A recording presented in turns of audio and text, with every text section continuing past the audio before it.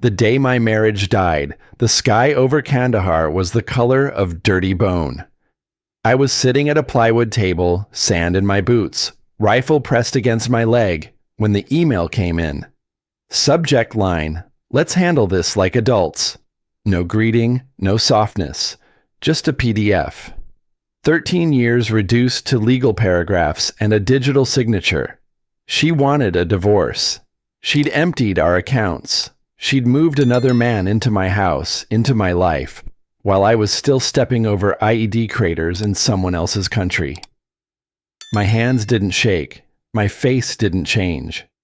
That almost scared me more than the words. I closed the laptop, heard the rotors of a Blackhawk spin up outside, and tasted metal in my mouth. Later, lying on my bunk, I answered her with one word. Understood. It was the last honest thing left between us. I didn't sleep after sending that one-word reply. I lay there listening to the plastic mattress crinkle every time I breathed. Kandahar nights never get quiet. There is always something humming, thumping, rattling. Generators, helicopters, men shifting in their bunks, war breathing in its sleep. But that night, all I heard was air moving in and out of my chest like it belonged to someone else. At 0500, the barracks lights flicked on. I got up with everyone else. No one knew my life had been burned down while I lay 6,000 miles away. I brushed my teeth. I shaved. I strapped on my gear. Motions carried me more than intention. When I stepped outside, the heat hit early. The ground steamed from yesterday's sun, and the wind dragged grit across my boots. I walked toward the mess hall, rifle bouncing lightly against my vest. It felt absurd, carrying a weapon to protect men whose lives were intact while mine was being looted back home. Dante Merrick fell in beside me, sipping something that barely counted as coffee. "You're walking like you left your soul in your rack," he said, not looking at me. "Didn't sleep," I answered. "That all?" "That's enough." He didn't push. He never did. Dante was the kind of man who saved your life first and asked questions 2 years later. He nodded once and peeled off toward the chow line. I got a tray I didn't want and took a seat in a corner. The eggs tasted like chalk. The bacon had never met a pig. Across the room, Kellen Boyd was laughing at something on his phone. A baby video. His daughter, 5 months old, making some squealing noise. The guy next to him clapped his shoulder, grinning. That sound, pure, unfiltered joy, felt like a fist landing somewhere under my ribs. I finished 2 bites, gave up, and dumped the rest. Outside, the sun was rising behind the concrete blast walls, turning the dust into sheets of gold. It looked beautiful in a cruel way, like something that didn't care what it illuminated. My marriage, my house, my money, my dog. All of it was probably being touched by morning light back home too. Just without me. Lieutenant Arden Vance caught me halfway to the motor pool. His face always looked carved, like he'd been chiseled from the same stone as the mountains surrounding the base. He studied me with that deliberate, quiet way of his. "You good, Rourke?" he asked. "Yes, sir." "Don't waste my time." I swallowed once. Personal situation. His jaw flexed, the closest thing he ever did to expressing sympathy. "Don't let it follow you into the field. Out here, grief is just another blind spot." "Yes, sir." He stepped closer, voice low. "Whatever hit you, let it hit. Then put the pieces in a straight line and march through them. You hear me?" "Yes, sir." He walked off. He didn't look back. He didn't need to. Men like him know the difference between a soldier having a rough day and a man held together by a single thread. My shift started at 600. Patrol briefing, gear inspection, comms check. I performed each task like a machine. The mind inside me was somewhere else entirely, replaying her email, searching for any warmth in the words and finding nothing but the cold efficiency of someone who had already replaced me. By noon, the temperature had climbed past 110. Sweat poured down my back, soaked my collar, gathered in the crease of my elbows. But my hands stayed cold. They stayed cold the entire day. When we returned to base near dusk, I showered again, the water lukewarm and muddy. I leaned my forehead against the tile, listening to the splatter, wishing it could drown out what was happening back home. A part of me wanted to scream. A bigger part knew that wouldn't change anything. That night, back in my bunk, Dante finally broke the silence. "You're not eating. You're not talking. You're not sleeping. Something happened," he said, without looking up from his paperback. "Stuff at home." That's vague on purpose. "Yeah." He closed the book, turned it over in his hands. "Say the word if you need anything." I met his eyes. There was no pity there, no curiosity, just readiness, the kind you only earn through combat and loss. "I will," I said. But I didn't. Not yet. Not until I understood what kind of war had opened up under my feet.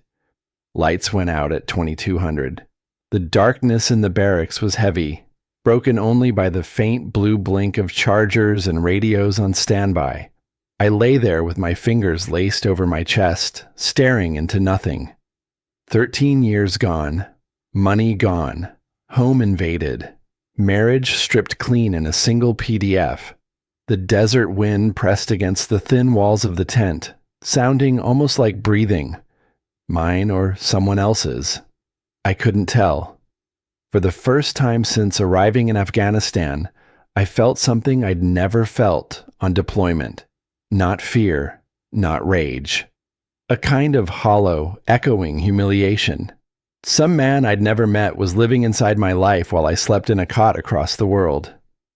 I closed my eyes and let that truth settle where it hurt the most. Morning would come, and with it, decisions. But for that night, all I had was the darkness and the weight of what she'd done. Long before the email in Kandahar, before the PDF that gutted my life, there were warning signs I pretended not to see. Not because I was naive, because I wanted to believe love could survive distance, deployments, and the quiet losses that build up year after year. I met Mara Ellsworth in the summer of 2010 at a barbecue thrown by my old friend Everett Cole. It was one of those August afternoons in Coeur d'Alene when the lake looks like polished glass and the air tastes like pine. I was home between tours, still carrying Afghanistan dust in my boots. She was finishing her medical program but already drifting toward administrative work. "Less chaos," she said with a smile that hit me harder than any mortar blast. We talked beside Everett's deck rail for an hour, about nothing important and everything that mattered. By fall, we were inseparable. By winter, we were married. We didn't overthink it. Two people lonely for different reasons who grabbed each other like a handrail on a slippery staircase. The first few years were good, quiet, steady. She'd leave notes in my duffel before deployments. I'd bring her small gifts from whatever country I touched down in. We fought sometimes, but never about anything big. It felt like we were building something sturdy. But marriages don't snap overnight. They erode. It started around 2014 after we bought the house. The craftsman-style place on a cul-de-sac just north of town. Fresh paint, a maple tree in the yard, a porch swing Mara insisted we hang even though we almost never used it. I signed the VA loan. She signed the deed after I added her name. I thought I was giving her security. Maybe I was giving her leverage. By 2016, I noticed changes. Small ones at first. She stopped asking about my day. Not in a hostile way. More like she already knew my answers. Long, hot, stressful. Deployment stories bore people who don't live them. I never held that against her. But then came the late nights at the clinic, the staff happy hours I wasn't invited to, the gym bag that stayed in her trunk even though she never came home sweaty, new clothes she said were on sale, friends I'd never met whose names changed every few months. And then there was Lila Strand. Lila started working at the dental clinic with Mara in 2014. Sharp smile, sharper opinions. She buzzed around Mara like a mosquito in perfume, always whispering something about independence, about women finding themselves, about husbands who never understand what it's like. Whenever Lila came up in conversation, there was a tone Mara used, defensive, almost proud. That was the first time I realized someone else had a say in how she saw our marriage. One night in 2018, I came home on leave and found Mara and Lila at the kitchen island, half drunk on cheap white wine. They quieted the second I walked in. Mara gave me a smile with no warmth behind it, the kind you offer a neighbor rather than a husband. Back from a combat zone, Lila raised her glass. Your man made it home alive. Cheers to that. Her voice dripped something I couldn't name. Later, when I got into bed beside Mara, she rolled away like my presence interrupted something. I should have asked. I didn't. By 2019, Mara began dropping hints that we barely had anything in common anymore. The kind of sentence that sounds like a discussion but is actually a verdict. I tried suggesting counseling. She said we were fine, that marriages go through phases, but her eyes were somewhere else. When I returned from my next deployment, she barely touched me. She said she was tired, said work was stressful, said she felt like she was living someone else's life. That one landed deep. I lay awake that night, staring at our ceiling fan, wondering when she'd stopped feeling like the person I married. Around that time, she started pushing the idea that the house was too big, that we were house poor, that downsizing might give us more freedom. I didn't see the need. My income covered our payments, but she kept circling the topic, like a bird picking at the same piece of bread. Then came the new phone password she wouldn't tell me, the giggles when she texted someone and turned the screen away, the way she dressed up for girls' night, more than she ever dressed up for me.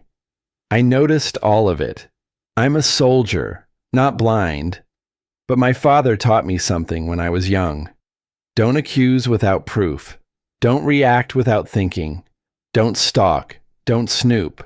Don't chase ghosts. Prepare. So I prepared. I moved our important documents, birth certificates, military records, heirlooms from my parents, into a small storage unit across town. I opened a separate account at a different bank and began diverting a small piece of my paycheck there, not enough for Mara to see. Enough so that I wouldn't start from zero if things went sideways. And though I told myself I was overreacting, something in me knew I wasn't. The night before my deployment to Kandahar, she drove me to the airport. We walked through the terminal like two strangers who'd accidentally brushed shoulders.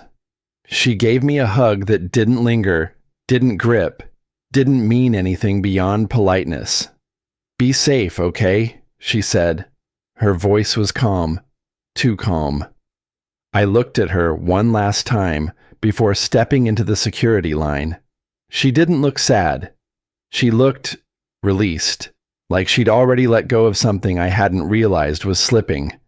I carried that feeling with me all the way to Afghanistan, carried it through sandstorms, patrols, long nights staring at the sky, and lying in my bunk after that email, the one that ended everything, I knew the truth. The marriage hadn't died in Kandahar. It had died long before, in a quiet kitchen with wine glasses and whispers, in locked phones and late nights, in the way her hand stopped reaching for mine. I just hadn't wanted to see it, but now I had no choice. Looking back, I think some part of me knew, months before the sand and heat of Kandahar, that something in my life was already sliding toward an edge. I didn't know what shape the fall would take, only that it was coming. You don't spend years in combat without developing a gut for danger. Sometimes the battlefield is just a marriage with the lights off. It started with a feeling.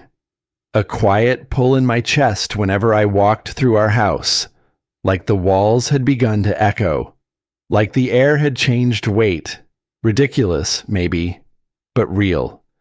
So I did what I always do when something feels wrong. I prepared. On a gray Tuesday morning, while Mara was at the clinic, I drove across town to a storage unit facility wedged between a feed store and an old gas station.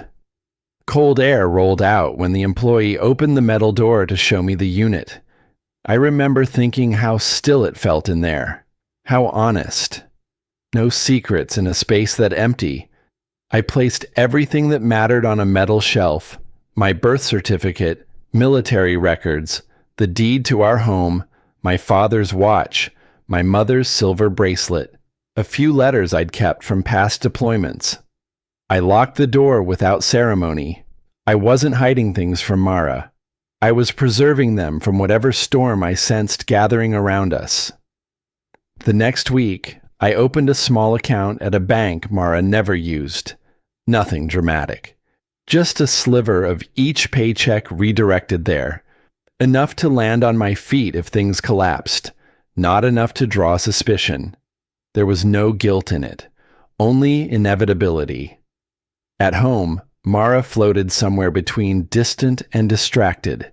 She talked more about what she wanted out of life, less about what we had.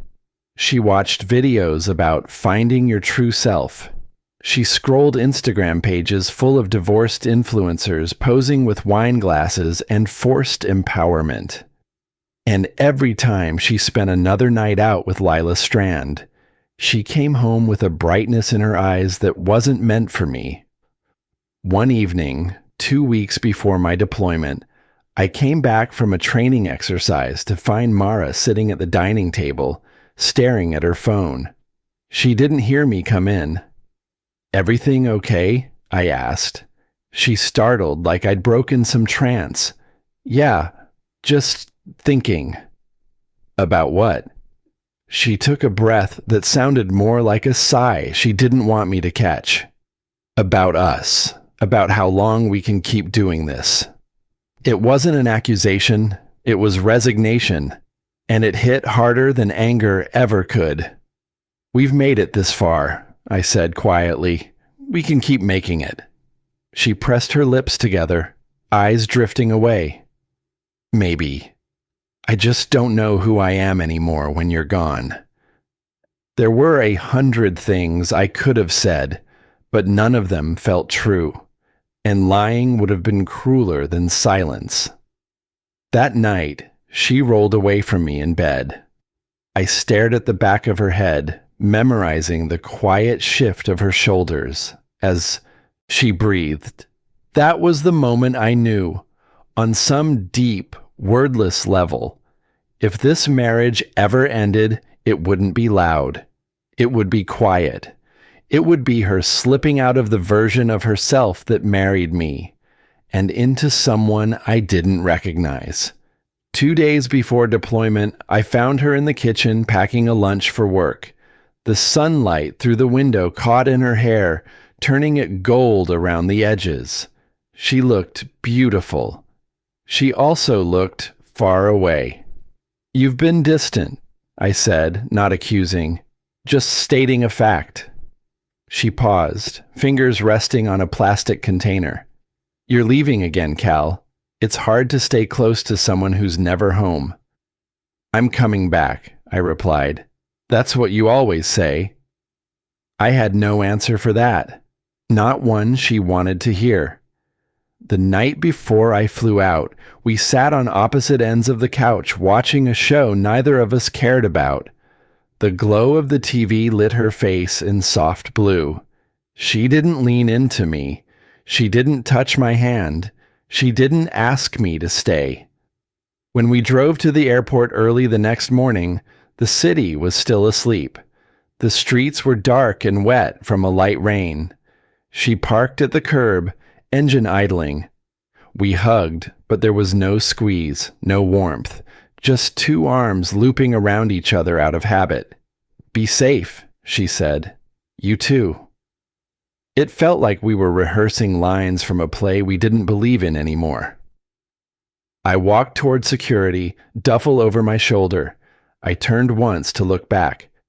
She was still sitting in the car, hands gripping the wheel, staring straight ahead. Not at me.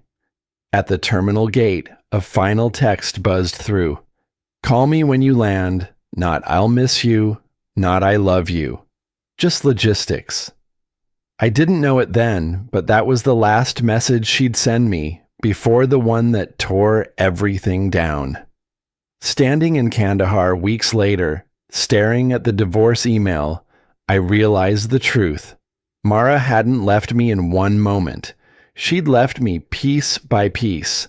I'd just been too loyal or too hopeful to notice every piece falling away. But hope has no place in war. And whatever was coming, I'd already laid my preparations like sandbags around a leaking dam. I just didn't know how much water was waiting behind it. 2 weeks after the divorce email, just when I thought there wasn't much left for Mara to take from me, the desert proved me wrong. It was a Tuesday. The kind where the heat rises early and settles on your shoulders like a punishment.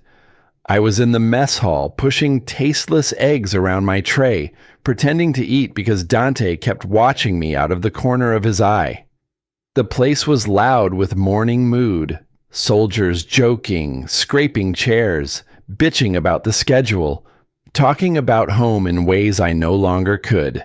Then my phone buzzed, just one vibration. Nothing dramatic. But something inside me tightened before I even checked it. Bank alert. Large withdrawal posted. For a second, the room went strangely silent. Not literally. Men were still laughing, trays clattering, but everything around me muted, like my mind had put the world on pause so it could brace for impact. I opened the banking app. The numbers didn't make sense at first, like I was reading someone else's financial ruin.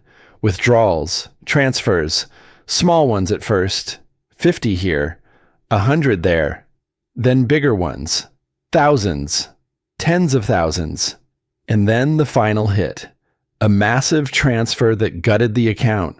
Our joint balance, $22.57, savings, gone. I stared at the phone so long the screen dimmed. I tapped it awake, praying somehow the numbers would reset, fix themselves, tell me this was a glitch. They didn't. The chair across from me screeched against the floor as Dante sat down. He took one look at my face, and his joke died in his throat.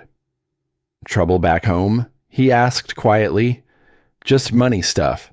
He nodded once. A soldier's nod.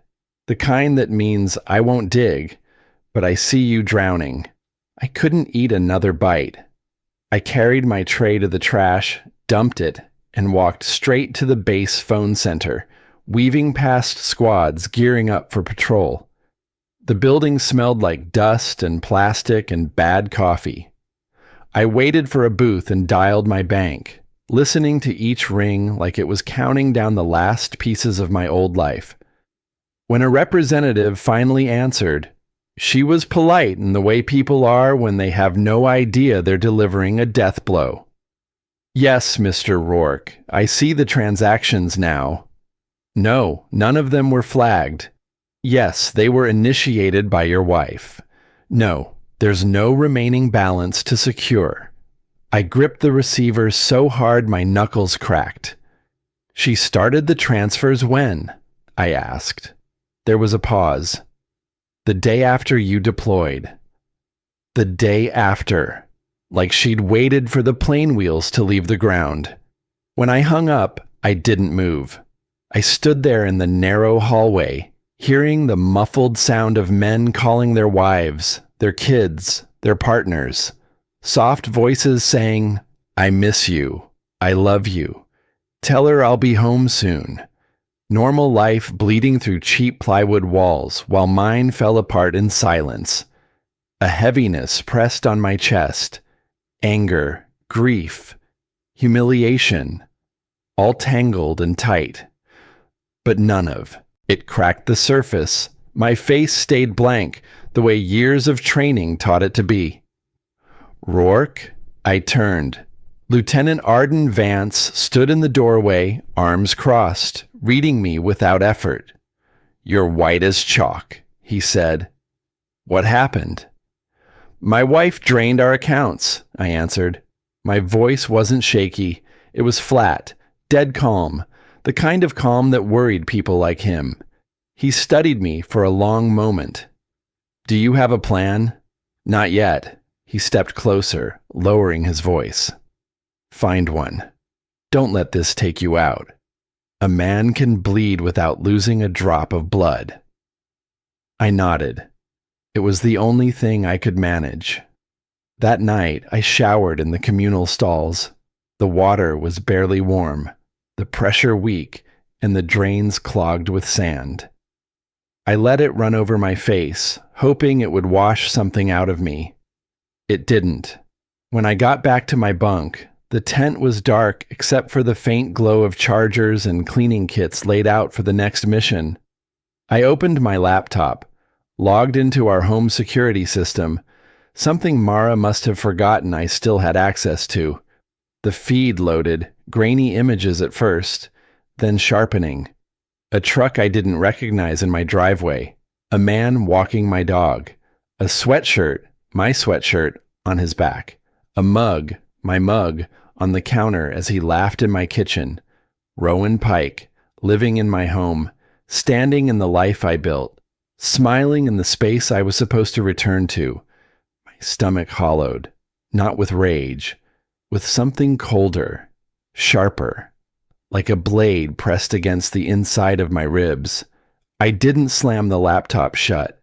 I didn't curse or throw anything. Instead, the world became frighteningly clear. This wasn't emotional.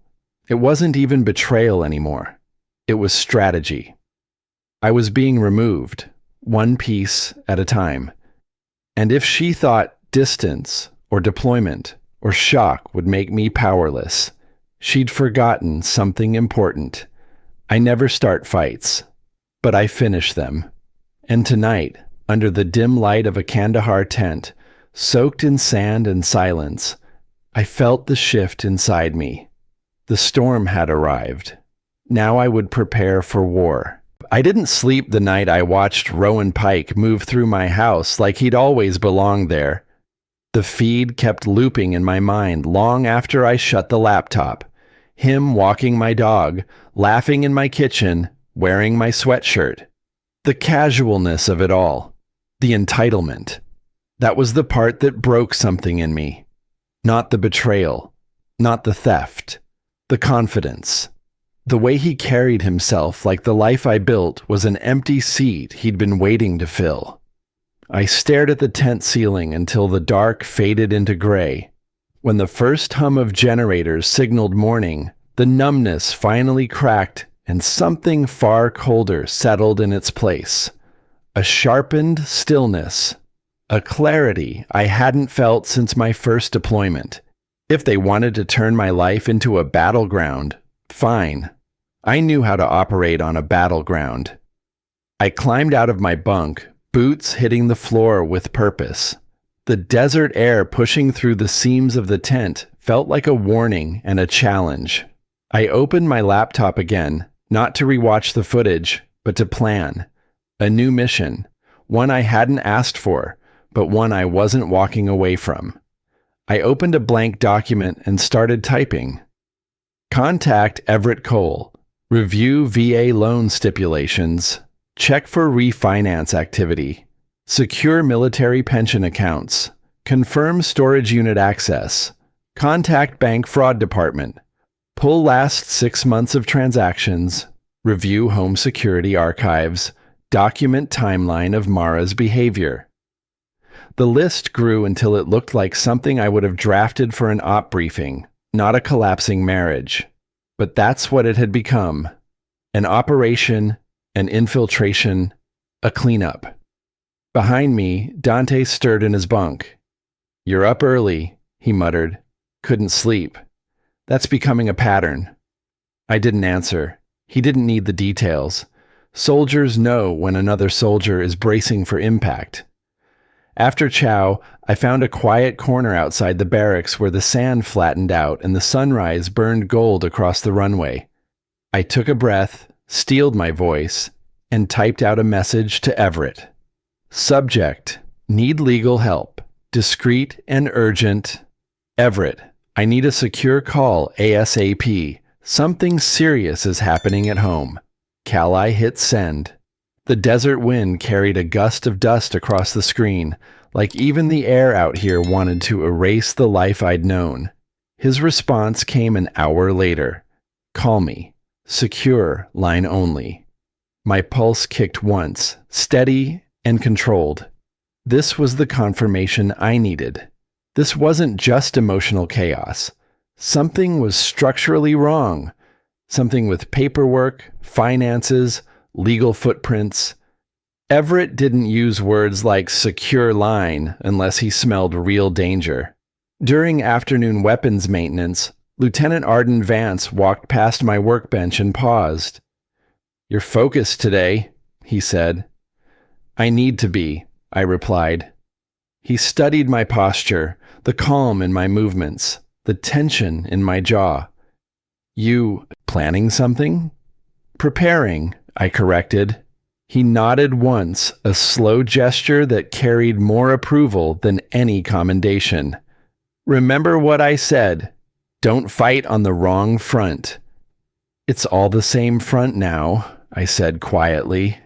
His eyes flickered with something like understanding. Maybe he'd been through something similar once. Men like him rarely escaped clean. That night, after the last patrol report was filed and the tent fell quiet, I made another list, this time on paper. Handwritten, tangible. Something about it made everything feel more real, more actionable. At the top I wrote, "Control what you can. Document the rest." Then I added bullet points. Get full bank statements. Request copy of deed and loan documents. Check emergency leave options. Screenshot all home security footage. Save videos and triple backup. Timestamp every detail. My handwriting was neat, steady, almost peaceful, as if each stroke of pen anchored me back into myself. When I finished, I sat on my bunk and watched the tent entrance flap with the shifting desert wind. I thought about Mara's last look at me in the airport, the way her eyes slid past me like I was already gone. I thought about Rowan's easy smile as he poured coffee into my mug. I thought about every late night she'd blamed on work, every password she'd changed, every part of our life she'd slowly shifted away from me. But I didn't feel heartbreak anymore. I felt something better, something useful. Resolve. There's a moment in a mission when the fear goes quiet, when the noise in your head dims, and the objective becomes crystal clear. I'd lived through dozens of those moments overseas, but I never expected to feel one because of my own wife. I shut off the light on my bunk shelf, lay back, and let the darkness settle around me. By the time morning came, I had a plan. A real one. They wanted to turn my absence into an opportunity. They wanted to use distance as a weapon. They forgot something critical. Distance is where I operate best. This wouldn't be loud. It wouldn't be emotional. It wouldn't be impulsive. It would be methodical, measured, relentless. A mission, not a meltdown. And I never fail missions.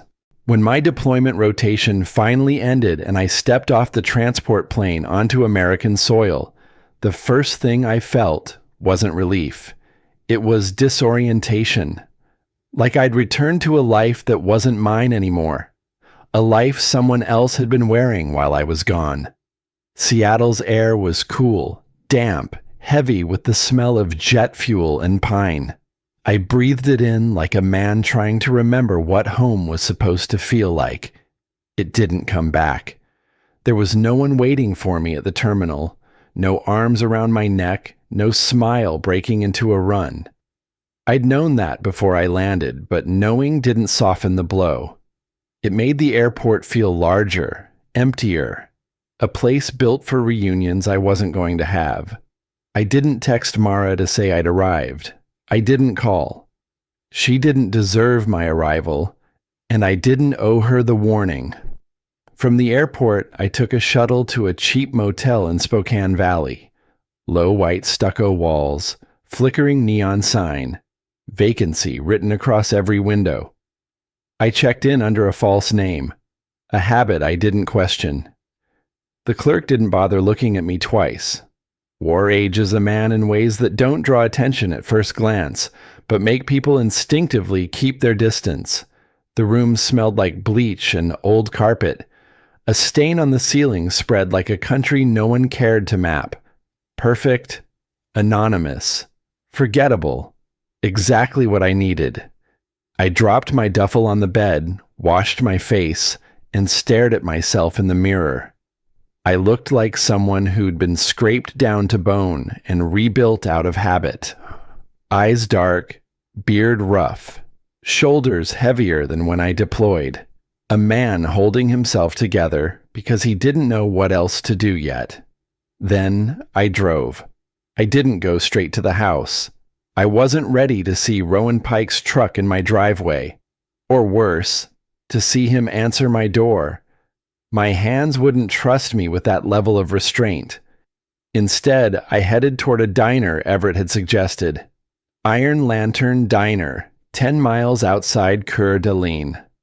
A place with vinyl booths, truckers hunched over coffee, and a jukebox that hadn't worked since the early 90s. Perfect setting for the kind of conversation I needed. Everett was already in a booth in the back, tie loosened, legal pad open. When he saw me, he stood up and hugged me without hesitation. "You look like hell," he said. "I feel worse," I answered. We sat. The waitress brought coffee without being asked. Everett pushed a folder across the table. "Everything we discussed," he said, "and something else." Inside were documents. Loan papers, bank statements, printouts of digital transfers I hadn't known existed. I saw the refinance first. My signature at the bottom, except it wasn't mine. Whoever tried to copy it had gotten close. Same general shape, same looping curl, but the details were wrong. The middle initial was off. The pressure points were reversed. A forgery, pretending to be careful. "She did this?" I asked. My voice stayed calm. Too calm. "Mara submitted it 3 months ago," Everett replied. "And there's more. She listed a co-applicant." I looked up. "Rowan Pike." Everett nodded. The diner noise faded. The clatter of dishes, the low hum of conversation, none of it touched me. I stared at the forged signature, feeling a coldness crawl up my spine. "She forged my name," I said almost to myself, "took equity out of my house while I was deployed." "And drained your accounts," Everett added. "It's not just divorce anymore. This is fraud." I leaned back, feeling the booth press against my shoulders. Betrayal had hit me in Kandahar like a gut punch, but this was surgical, planned, executed while I was halfway across the world wearing body armor and trusting her with the home I thought we shared. "What are my options?" I asked. "Several," Everett said. "But first, you need to see what she's been doing since you left." He slid another photo across the table, A still shot from street surveillance. Rowan's truck parked in my driveway. My dog trotting beside him. A box of tools being unloaded from the back. He wasn't visiting. He was settling. I felt something tighten behind my ribs. Anger, yes, but also humiliation. A man living in my house, touching my things, sleeping in the bed I paid for, wearing the life I built like it was a jacket he'd stolen from an unlocked locker.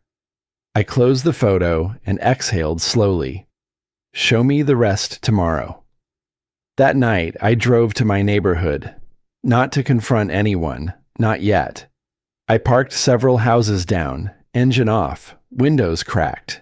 The street was quiet, lined with maples I'd learned by heart. Porch lights glowed. Sprinklers clicked. Normal life, the kind that mocked you when you'd lost yours. My house sat exactly where I left it, but it felt wrong. Dim lights inside. A silhouette passing in front of the kitchen window. Tall, male, easy posture. Rowan. He walked like he owned the place. I didn't get out of the car. I gripped the steering wheel instead, feeling the textured leather bite into my palms. The urge to walk up and knock, to see who answered, to watch their face change, buzzed under my skin like electricity. But that wasn't the mission. Not yet. I breathed slow, steady. The way you do when your rifle is shouldered and your pulse threatens to shake the shot. Eventually, the front door closed, the lights went out, and the house sank into quiet darkness again. But I stayed another hour, sitting in the car, staring at the home that used to be mine and wasn't anymore. When I finally drove back to the motel, the parking lot was empty. My reflection followed me in the window of the office door. Same man, same uniform jacket, but something in his gaze had changed. Harder, focused, ready. Whatever this was, whatever Mara had done, whatever Rowan thought he could take, I wasn't just back. I was awake. The next morning, I drove to the bank with a stiffness in my chest that felt almost physical. Not fear, not anger, something heavier. The weight a soldier feels when he knows a mission is about to turn into something far bigger than he planned for. The bank in Coeur d'Alene sat in a tidy brick building off the main road, surrounded by neatly trimmed shrubs and flags flapping in the early wind. It looked so normal, so harmless. But the moment I stepped through the glass doors, the air shifted. A woman at the reception desk gave me a polite smile that didn't reach her eyes. People always seem to know when a man walks in carrying the wreckage of his life. A loan officer, middle-aged, nervous energy, name tag reading B. Carlson, led me to his office. The blinds were half closed, leaving striped shadows across the desk. "How can I help you today, Mr. Rourke?"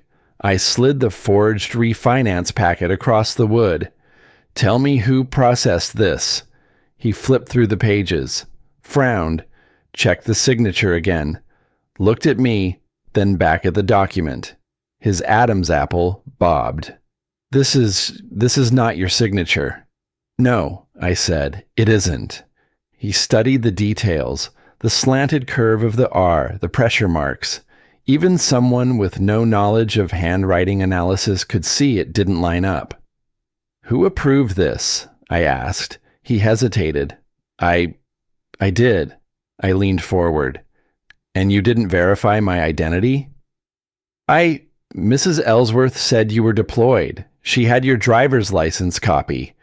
We've worked with her before. She seemed trustworthy." I cut him off. "She isn't." His face drained of color. "I'll have to report this immediately. This is serious." "Good," I said. "You should."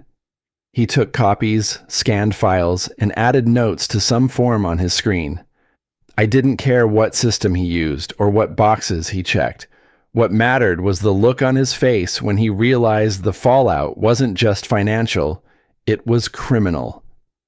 "Mr. Rourke," he said, rubbing his forehead, "even if we freeze the remaining funds, some of the refinance money is already gone." "How much?" "About half, roughly $14,600. "Where did it go?" He shifted uncomfortably.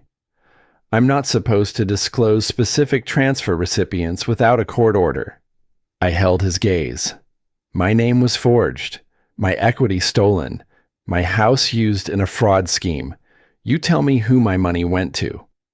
The silence stretched. Then, slowly, he turned his monitor toward me. A list of transactions appeared. Same destination. Same name. Over and over. Corbin Maddox. I'd never heard it before, but seeing it typed out felt like spotting a shadow behind a door I hadn't realized was open. I thanked Carlson, walked out of the bank, and immediately called Everett. He picked up on the second ring. "Tell me." "Transfers went to someone named Corbin Maddox." A pause. Papers rustled. Everett's keyboard clattered lightly. "Give me 10 minutes. I waited in my truck, staring at the steering wheel like it might offer answers. Across the street, a couple walked into a bakery, laughing. A normal morning for them, a wreckage for me. My phone finally buzzed. "Cal," Everett said, voice tighter. "I found him." "Who is he?" "A real estate agent in Spokane Valley. Deals in quick-turn properties, cash offers, fast sales. And get this, he's been linked to your wife's boyfriend before." Everything inside me stilled. "Say that again." "Rowan Pike and Corbin Maddox have done multiple transactions together over the last 2 years. Not clean ones. Houses sold way below market value. Women in complicated divorces. Husbands deployed or out of the picture." A cold metallic taste filled my mouth. This wasn't random. This wasn't two people cheating. This was a system, a pattern, a machine built to prey on women with drifting marriages and men who couldn't defend their own homes. I gripped the phone harder. "Are you saying Mara is part of this?" "I don't know," Everett said. "Could be she got manipulated. Could be she closed her eyes and enjoyed the ride. Could be she's deeper in than she wants to admit. But Cal, this isn't about heartbreak anymore. This is organized fraud." I stared out the windshield at my neighborhood across town, at the house where my dog slept beside another man's bed, at the life that had been stripped and sold without my consent. "This was planned," I said quietly. "All of it." "Yes. And they thought I wouldn't notice." "They counted on you not noticing," Everett corrected. "They counted on you being gone." I didn't speak. The air in the truck felt thick, like humidity before a storm. Everett lowered his voice. "I'm telling you now, this is federal territory. VA loans, interstate transactions, forged signatures. We need to loop in the FBI." I closed my eyes for one slow second, not because I was overwhelmed, because I was steadying myself for the next phase of the mission. "What do I do?" I asked. "You gather everything, every clip, every screenshot, every bank record, every timestamp. We give them a case they can't ignore." That evening, while the sky turned purple over Coeur d'Alene, I parked near my house again. From the shadows between two trees, I watched Rowan step onto my porch, holding a clipboard. He wasn't just living there. He was preparing something. Lights flicked in the living room as he walked inside. From where I stood, the windows framed him like a threat. I clenched my jaw, swallowing the sting of humiliation crawling up my spine. He took my home. He took my wife. He took my money. But he made one critical mistake. He thought distance made me weak. He didn't know distance is where soldiers sharpen their clarity. I stepped back into the dark, already planning the next move, This wasn't just personal betrayal anymore. This was war. You said, the FBI office in Spokane smelled like old paper and recycled air, the kind of place where truth gets sorted into folders and lies get peeled back one layer at a time. Agent Sonia Halbrook, sharp voice, sharper eyes, sat across from me with a notepad. Her partner, Rhett Calder, leaned back in his chair like he'd seen 100 men in my position and knew the exact temperature at which they snapped. They listened as I laid out everything: the forged refinance, the wire transfers, the security footage, Rowan's truck in my driveway, my dog trotting behind him like she'd forgotten me. By the end, Halbrook tapped her pen once and said, "You're not the first, but you might be the one who gives us what we need to shut this down." Calder folded his hands. "But you cannot confront them. Not Pike, not Maddox, not your wife. You stay back and let us do our job." I nodded. I wasn't planning on confronting anyone. Not yet. Some battles require restraint. Some require patience. And some require letting justice walk in wearing a badge. When I left the building, the late morning sun hit me like a spotlight. I didn't feel exposed. I felt ready. That night, back at the motel, my phone buzzed. "Mara, we need to talk, please. Meet me at Riverfront Park tomorrow morning." I stared at the message, not because I wanted to answer, because I recognized the timing. Someone had alerted her. Maybe the bank. Maybe Rowan. Maybe the fact that money wasn't moving the way she expected anymore. I showed the text to Everett over breakfast the next morning. "Don't go," he said immediately. "She wants information, not closure." "I know, and I'm not going." "So what's the plan?" I looked out the diner window at the pale Idaho sky. "We follow her and see what she does when she thinks I'm busy meeting her." Everett smiled, tight, satisfied. Now that sounds like the Cal I know. We parked across from my house at 9:30 a.m., engine off, windows down just enough to keep from fogging. My pulse didn't spike. My breath didn't shake. It felt like waiting for a target, not a spouse. At 9:45, Mara stepped outside. She looked thinner than when I left, more brittle around the edges. She locked the door like it was still her home, got in her car, and drove off in the direction of Riverfront Park. For a moment, I watched the empty driveway, feeling nothing. She was no longer the center of this story. She was a piece of evidence moving between 2 points. 10 minutes passed before a different car turned onto the street, a white SUV with a real estate logo stamped on the door. Corbin Maddox. He climbed out with a clipboard and a camera bag. Rowan stepped onto the porch like he'd been waiting for him. Everett muttered, "Well, that's not suspicious at all." "They're listing the house," I said, and my voice stayed calm because I'd already seen this in the security feed, already rehearsed this moment, already accepted what it meant. I opened my home security app, angled the screen so Everett could see, and tapped into the interior cameras. There they were, Maddox in my living room, adjusting camera angles, Rowan pointing out features like he was proud of himself, both of them moving through the house as though they had every right in the world. I turned up the volume. "List by the end of the week," Maddox was saying. "I've got a buyer lined up. Cash, as usual." "And the husband?" Rowan asked. Maddox waved a dismissive hand. "Military guy. They always cave. Too much going on, deployments, PTSD. You know how it is. He'll take a settlement to shut up."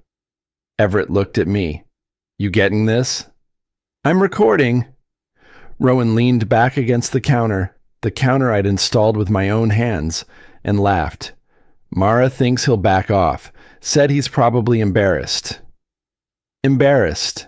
They thought humiliation made me weak. I sent Halbrook a single message. "Happening now.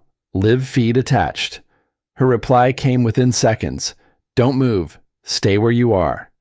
So I sat in that car, jaw clenched, fingers steady, as a convoy of black SUVs turned onto my street. FBI vehicles rolled in like a silent storm. No sirens, no shouting, just coordinated movement, agents spilling out, surrounding entrances, establishing perimeter. A familiar choreography for me, but this time I wasn't inside the stack. I was the man who called it in. When they finally moved, they moved fast. Front door, side door, back sliding door. 3 entries at once, clean and professional. Maddox never saw it coming. Rowan barely had time to raise his hands. They came out in cuffs, blinking in disbelief, shouting things that only made them look guiltier. I didn't step out of the truck. Didn't need to. I just watched. A few minutes later, a blue sedan screeched up the road. Mara. She climbed out, hair windblown, panic in every movement. When she saw Rowan in cuffs, she froze. Her hands flew to her mouth. Her knees nearly buckled. For the first time since the desert, I felt something. Not anger, not vindication. Recognition. She wasn't innocent, but she wasn't the architect either. She stood on my lawn, eyes red, staring as agents carried out boxes of documents, tablets, hard drives, all the pieces of her new life crumbling in real time. My phone rang. Halbrook. We got everything we needed, she said. Wire fraud, conspiracy, real estate racketeering, attempted sale of property without owner consent. Your footage sealed the case. I exhaled once, slow, controlled. What about Mara? I asked. That depends on what she knew, Halbrook replied, and on what you want. I looked at Mara, small, lost, finally facing the consequences she thought she'd dodged. What I want, I said quietly, is the truth. Halbrook understood. Agents rarely miss tone. We'll sort it out, she said. For now, stay back. When the call ended, I didn't move, didn't walk toward her, didn't offer comfort, didn't offer blame either. This wasn't a moment for closure. This was the moment everything shattered. The betrayal, the fraud, the scheme, the lies. All finally dragged into daylight. And for the first time since Kandahar, breathing didn't hurt. The house looked smaller the day I walked through it with Agent Halbrook. Smaller even than it had the night I left for deployment. Maybe it always was.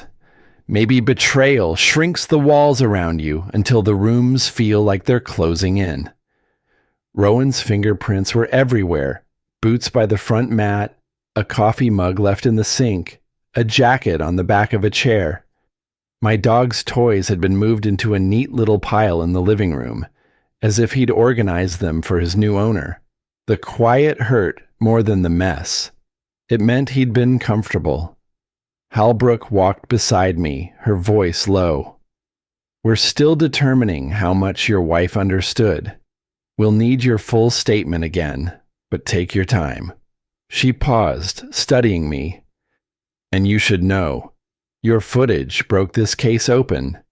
You weren't the first, but you might be the last. I didn't answer. There wasn't much left to say in that house. For weeks afterward, everything moved in slow, clinical steps.